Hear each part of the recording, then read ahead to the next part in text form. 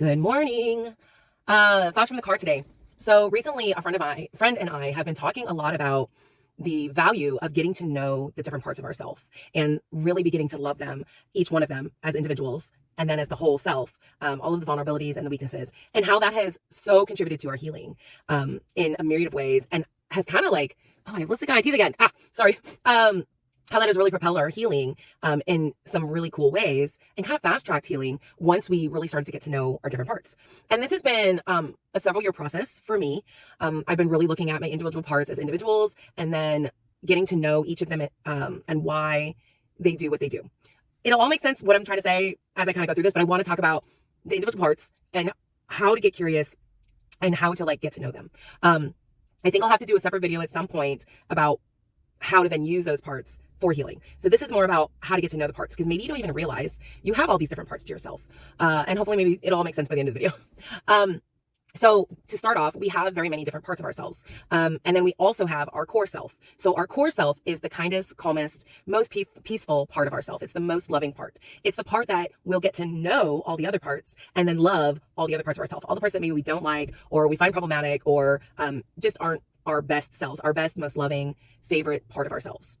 And so the core self is the one that we always want to return to in every situation that we find ourselves in, okay? And it is the truest form of who we truly are. And all these other parts have been created by situations that we grew up with, and our responses or reactions to those situations that we grew up in. So there are distinct parts in our internal family system is what it's called. There's actually something called internal family system therapy, where there's an entire therapy surrounded around this idea of getting to know and getting curious and learning your parts in order to heal trauma. And it's super in-depth and super interesting. As a psych nerd, I love it.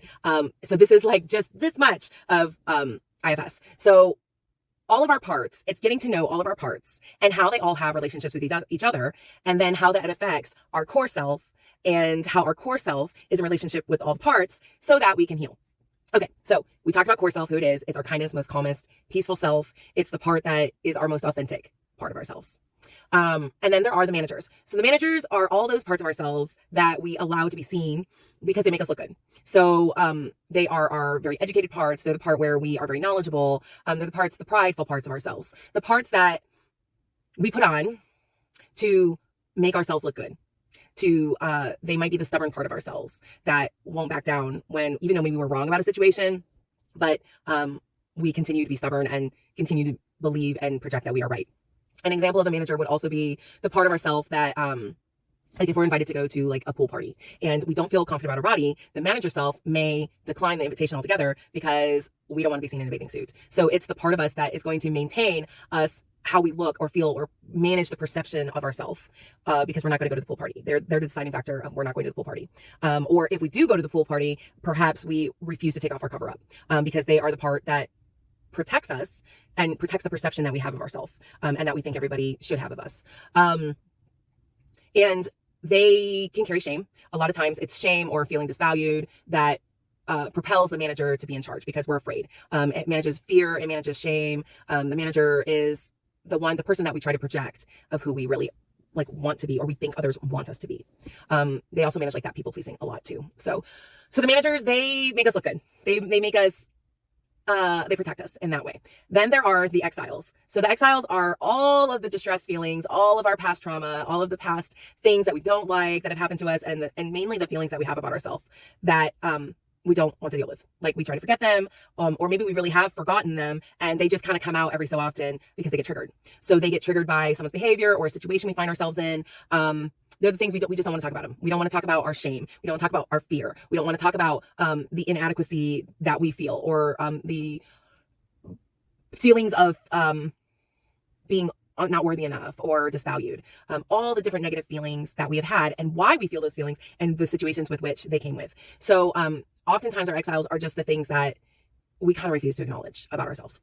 And then there are what we call the firefighters, or I like to call them our EMTs, or our emergency medical team. So they could be the ones who put out the fires. They're the ones that kind of rescue us. They're our rescuers. And what their job is to react and protect whenever one of the exiles get triggered. So if our shame gets triggered, then our firefighters or our EMT, our rescue team, sometimes for some of us is anger, like react in anger when we feel shame or we feel disvalued of some sort.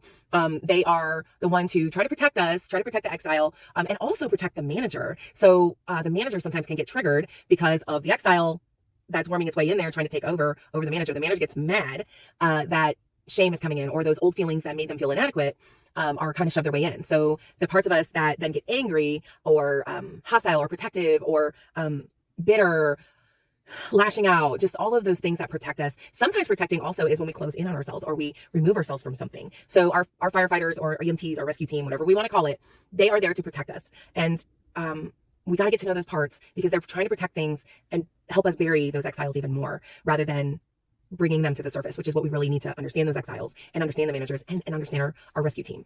Okay. Because they need to be loved by our core self. They need to be understood by our peaceful, calm, most loving self, which is also a part of ourselves, our truest part, our most authentic part. So they all need to be seen and they all need to be heard.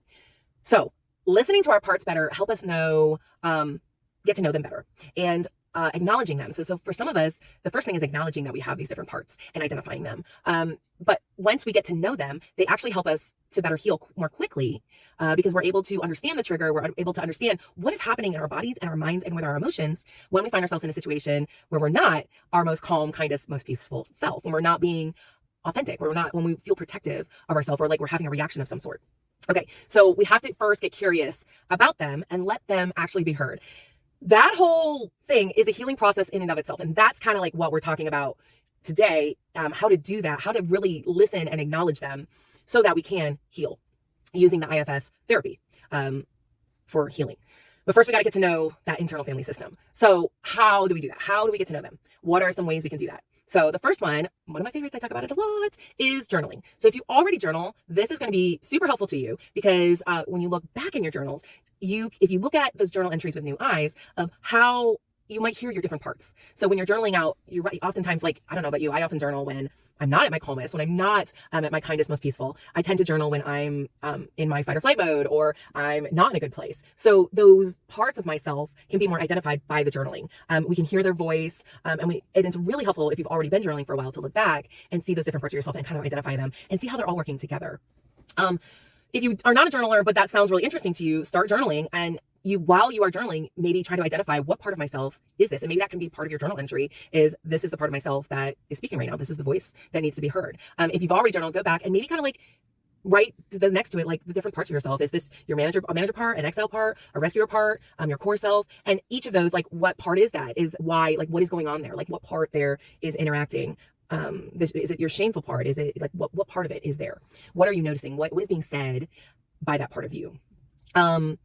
Another thing is a practice that I find really interesting. And all of these things are so great for the different creative parts of us. So like we've got the journaling, which is like the writing part for some of us, the expressing that way.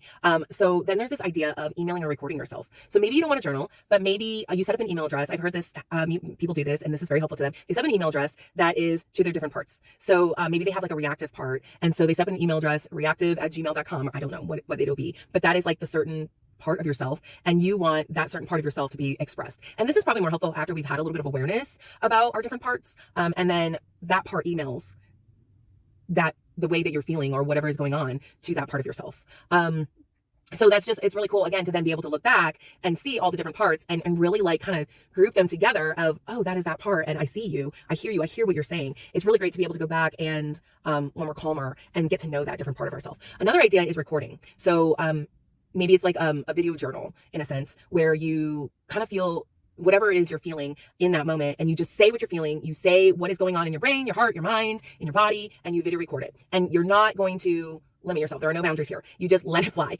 And what's great about it again is that then you can go back and watch that recording when you are your calmest, most core self, and you're able to recognize that I am calm and kind and loving. I can get to know this other part of myself that I recorded. Maybe it's a part of yourself where you're feeling the most shame and fear and loathing. And that's okay to express that because we can learn from it. And sometimes we notice the cues in our tone of voice or the expression on our face or how we're holding our body, even how we're sitting. Like, are we sitting forward? Are we sitting back? Are we slouching? Like, so getting to know that part of yourself and how that part of yourself shows up through video, it can be super helpful.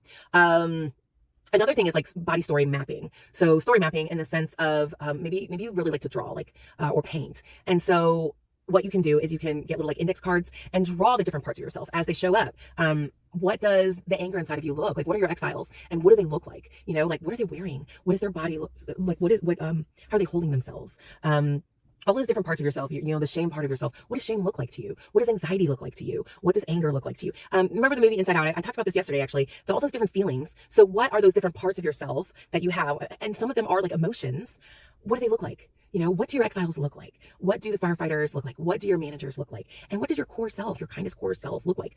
And then you draw them on individually on different cards, and then you have them interact. Like as you're going through like a situation, or like you can look back on a situation, especially if you've already journaled it out, you can story map out what those different parts are looking like and how they're interacting together, kind of like storyboard it. It's just a helpful tool to be able to get to know those parts and how they're interacting with each other, and how they're protecting each other. Let's see. Body mapping is another thing.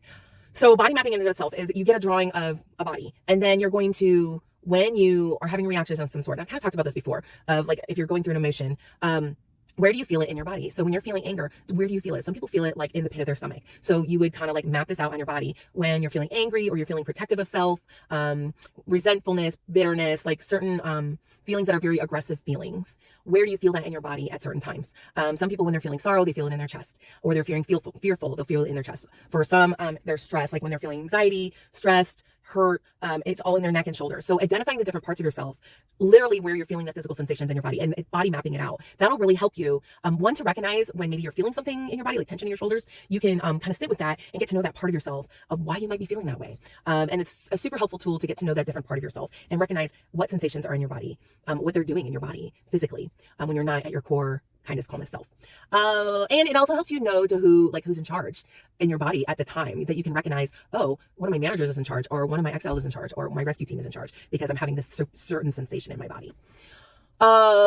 Okay, another really great thing, I'm running out of time, is casual conversations. Casual conversations with the different parts of ourselves is just spontaneous things. Like if you're going out on a walk and you're not really thinking about anything, and you just go, hey, what part is in charge right now? Who's up? Like, what's going on? And you might be surprised that maybe you're not even like, you don't have that awareness that this part of you is the reason why you're taking a walk, or this part of you just really needs to be heard. So just having that conversation with yourself, and maybe this all sounds really crazy and strange, but once you start doing these things, it really helps you to get to know yourself, your inner self, and all your different parts, and it helps you accept all those different parts and love yourself, and all your weakest links or weak parts, things that we're identified as weaknesses in our body, in ourself, in our personality. So why this helps us is it helps us overcome shame, because a lot of us are really dealing with a lot of shame in our life, disvalue, worthlessness. Overall, when we really get to know these parts of ourselves, we're able to then interact with them, get to know them better, and see why they might be in charge in a season of our life or in a certain situation in our life.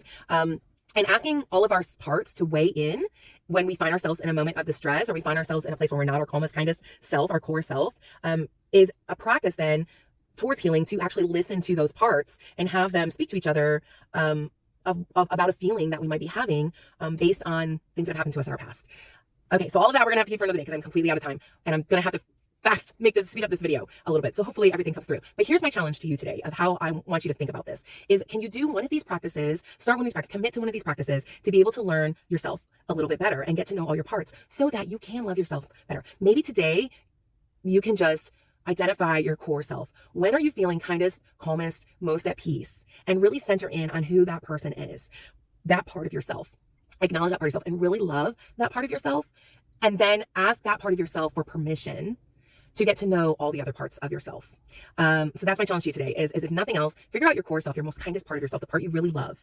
Love that part, acknowledge it, laud it, encourage it, cheer it on, and then give it permission to identify all those other parts of yourself. If this is something that you need help with, you would like some more coaching on, please let me know. I will put my link to schedule a session with me. It's not therapy, it's coaching you to find your core self, and encouraging you to be able to know what your next step is in order for you to be able to find the different parts of yourself. So let me know in the links if that's something you would like, and let me know if you're able to identify some of those parts of yourself. You already know some of those parts. Let me know. All right, guys, have a great day.